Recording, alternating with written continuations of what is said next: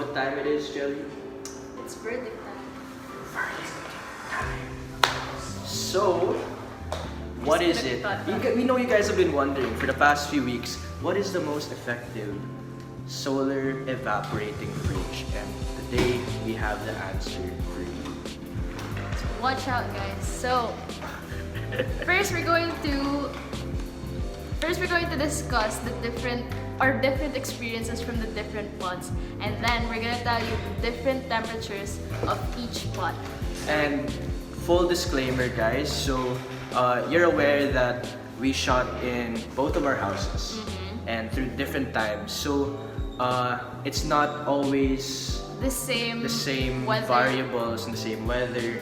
Yeah, but we tried to maintain that, like, as much variables as we could during the duration of our whole experiment. So just watch out and we'll talk about the verdict. We'll talk about each pot first. Verdict number 1, or the week of the terracotta and terracotta pot, as well as the terracotta and metal pot. So here are the results right now. Okay, so as you can see, the metal rendition of the pot was much more successful. So Jelly, you want to talk about your experience doing all of that?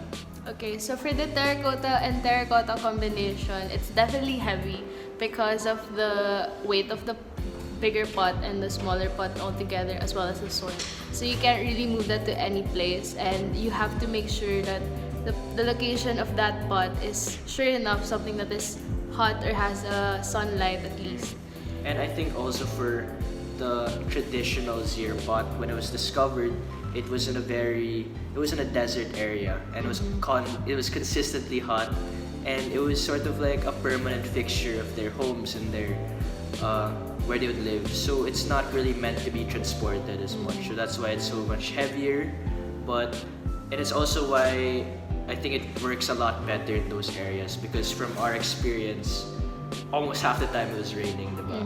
And yeah, in general, having that consistent heat is where the zir pot's really sort of meant to be, no? Okay, and how about for the terracotta? Wait, pretty sure it worked for the zir pot because the material of the pot is porous, it's clay, so the air passes through the walls of the terracotta pot. But then for the other pots, it's not. So how about for the metal and terracotta pots? So that's metal on the inside, terracotta on the outside. How is that for you, Jelly? Okay, it's also heavy because of the terracotta being the outer layer, and you can transport it anywhere, but it works a lot. It works one of the best because the metal actually traps the cold air, or like the cold air inside as the inner pot, and the outer layer, which is the terracotta, as I've mentioned a while ago, the air passes through the material of the pot, so it's easier to evaporate. So yeah, it's a combination of the terracotta being a very porous material where the air can pass through, and the metal just being a great conductor of thermal energy. So moving forward, we have week number 4. So week number 4, that was plastic series and terracotta series. One of the terracotta series. The continuation of that. So let's show our results for that right now. So I guess I'll start this time. So for the plastic series, we mostly did the plastic and glass and the plastic and metal. A general comment for the plastic series as a whole, and I'll even talk about this at length in the next part, is that it's not a porous material unlike terracotta. So the water has trouble evaporating, especially when the weather isn't very hot. It was raining last week. Yeah, it was raining really heavily, and because of that, a lot of the results didn't turn out so well. Or I think it's around an average of around 2 to 3 degrees below room temp, which is a bit below average. It still works, but it doesn't work as well. So it doesn't disprove the research we did, but it just proves that there are better materials than others here. But the plastic as the outer pot generally doesn't work very well. this also proves that the location and the weather of your zir pot, or the location and the weather of the environment really does make a difference in this experimentation or in this process. Okay, so now we move on to the rest of one of the pots for the terracotta series. So for the plastic and terracotta pot, so that's plastic on the inside and terracotta on the outside, Jelly handled that. So how'd that go, Jelly? So definitely, since we're using the terracotta pot, it's heavy again, and you can't really transport it in another place. But the combination worked. But then at first it wasn't giving good results because of the weather. It was raining so hard that it only has like 1 to 3 temperatures below the room temperature. So that was really bad. It wasn't really bad, but it wasn't working as well as But on the third day, it was actually sunny, so it was working how it was supposed to do. So the results were good, and it's one of the working zir pots. So in our opinion so far, from what we've gathered, it's really important to get the right material for your outer pot because it needs sort of proper air circulation. So it really needs to sort of get that evaporation going for the inner pot to really, to start working, to start generating a cool temperature. And besides that, I just want to explain. So the reason we use plastic, and I think it's important, is because it's one of the most easily accessible. So it's like a common pail. Everyone has a pail at home. If you're in QC, you had that water crisis. So I definitely had a lot of pails at home. And besides that, it's really cheap, and it's really accessible. So we wanted to make this the most accessible it could be, but obviously plastic is not always the best option. So after that is our next week.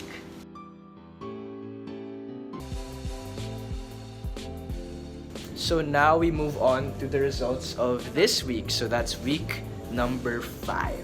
So how did that go, Jelly? Okay, so for me, I handled the glass and terracotta as well as the plastic and plastic combination. So the glass terracotta was a redo, correct? Yeah. So I'm gonna start with the plastic and plastic combination, and I actually encountered a problem last night because I put a lot of water from the previous day. I put water 3 times, and when I woke up this morning, I saw that the plastic pail inside the bigger plastic was floating. Yeah, I encountered the same problem. So guys, just to reiterate, this is all on the sort of expectation that the water will evaporate. So when the weather isn't cooperating with us, it's really not gonna work well. And I think for something like terracotta pots, there's always sort of a small little hole, and that's why we didn't have much of a problem for that. But when it came to these plastic pots as the outer pot, it was really blocking the airways, and that's why it doesn't really evaporate. There's no certain air path through the pot, so it's not really evaporating as we thought it would be. So in general, the plastic did not really work well. No. Okay. And also, since it was raining on the first day, it wasn't, the results was just 1 to 2 temperatures below the room temperature. One of the days, it was really hot, the morning was really hot, and that's why the result was 3 to 4 degrees lower than the room temperature. So it really works. You really have to consider the temperature of your location and the weather. So that's really the factor.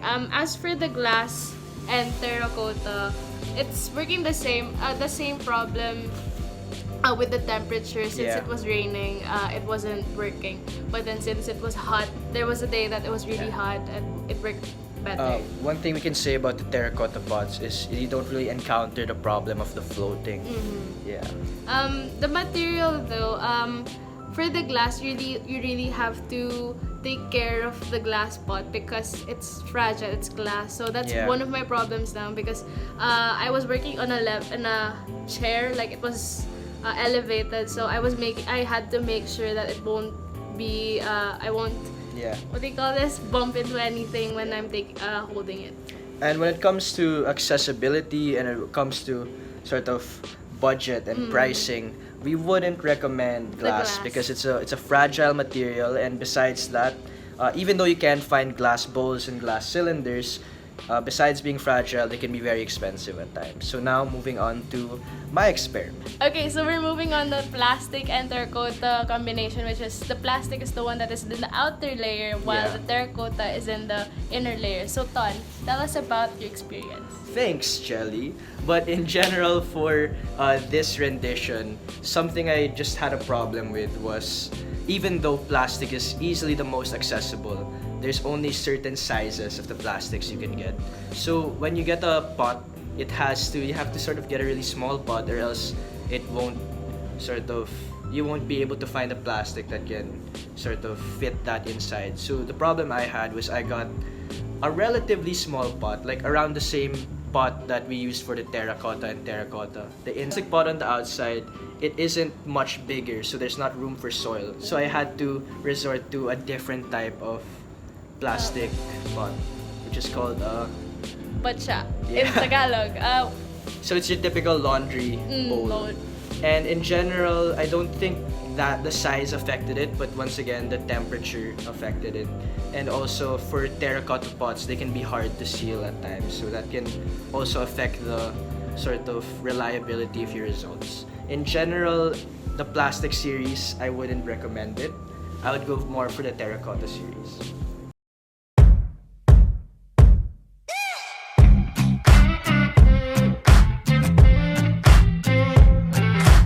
So now, the moment you've all been waiting for, it's time for the verdict. Verdict. So which are our, let's do top 3, Okay. right? And I think, based on what we've said previously, you won't be too surprised. So we've done the calculations. There's our laptop right there. Oh, please.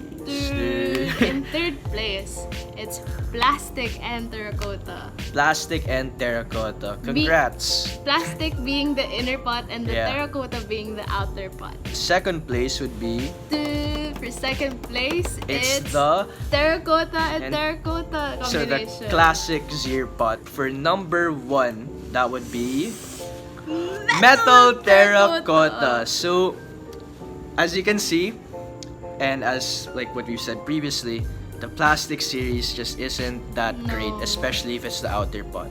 But at least now we know that terracotta is the best material to work with As for the your outer outer layer. pot. And now let's talk about sort of why each of the third, second, first place, why it's in that order, and why sort of the scientific reason for that. So let's. we're only talking about the temperature in this round. So for third place, we had plastic and terracotta. So why was it this? Why was it only the third best? So we think it really worked, like it genuinely worked, because of the outer pot. The terracotta is really the sort of the deal breaker when it comes to all of this. While it, even in the other renditions, they use other materials, you have to take note that this is because the temperature in the areas of these researches are very hot. And for us, it was either raining, Or sometimes it was hot, or it was just windy. Yeah. I think when we looked at humidity, it was just generally cloudy all the time. So for plastic terracotta, it's the outer pot really helps with air circulation. It works. But the inner pot is not a great conductor of thermal energy. It's not a great conductor of heat or of cold. So that's why it's only the third. And that's why it's not really suggested to use plastic once again. So now that brings us to second place. Okay, so for the details for the terracotta and the terracotta combination, Second place. the second place, we think that it really worked best because it is a traditional zir Yeah. pot and it is tested by other people in the other countries, but then the problem is that you really need a temperature that's really hot. Yeah. And both materials, I mean the terracotta material is really a good conductor for airways, and it can be a conductor for heat too. Yeah, So so it's great for those things. but metal was just worked better than Yeah, so it terracotta was pot. neck and neck, guys. It was neck and neck. But in general, for portability, terracotta and terracotta are sort of like the least encouraged because yun nga, it's really heavy. Terracotta is considered the heaviest material from what we use, and it's two of that put together and also yeah. soil. No. Soil, hassle. Okay. But Yeah, so now to number 1. So for number 1, that is metal terracotta. Terracotta. So why? Jelly, you want to start? So for the terracotta, we really prove that it is a better material as the outer layer since there really is a circulation of airways and Patrick, guys, that's all terracotta. It's really terracotta, guys. So it really worked for the evaporation, and being the metal being the inner part, it really is a good conductor for heat. Yeah, that's what I was gonna say. Oh, sorry. So right now we're with our friends actually. So first up we got Andrea Makahin. Say hi, Andre. Hello there. Hello there. And then moving over we got Carlos. Say hi. Thank you for accepting us in your home. Yeah, this is his house actually. And Martin. Say hi. Hi, sir. Shout out to Sir Chito Diaz. Woo! I love you, sir. And now, just for our final words. Jelly, I'm tearing up. You know what that means. It's finally goodbye. It's the end of our vlog. It's the end of getting cool with Solar Fridge. Are we cool yet? We're cool. Now we know that the coolest solar fridge is the metal and terracotta fridge. But now, where does that leave us? So we just want to thank everyone who watched, everyone who subscribed, and just thank you for your continuous support. Thank you for the 11 subscribers. 11 subscribers. And I think in general, these projects are important. When we think about sustainable energy, it's something that, and I said this the first week, but sustainable energy, it seems like such a big thing that not everyone can do. Especially today. And I think even besides the point of finding out what the best solar fridge is, we wanted to show that anyone can make sustainable energy, anyone can make a solar fridge. It sounds like such a big thing, a solar fridge, but we were able to do that in our own little way. And I think that we're not gonna stop here, you know. We're gonna keep on doing things like this. We're gonna make a difference too. Yeah, so it's all about making just a small difference. And even though this is the end of our first vlog series, whoever knows, we hope you continue to support us throughout our future endeavors, and maybe we'll post some bonus content soon. So for now, that's... Wait, I'm gonna add that if you guys have, if you ever watched our series and are planning to create your own Zearpods, don't hesitate to contact us, ask us questions, yes. Because we've experienced it, you know, the ups and downs of doing that. And yeah, we hope you guys are inspired in at least a little way to do something like this. And with that being said, that is our goodbye. So thank you again, and this we'll has see been... you. Yes? This has been... Ton. This has been Jelly, and We'll this see has you been soon. Tonandjelly.vlogs. We're gonna see you soon. We'll see you soon.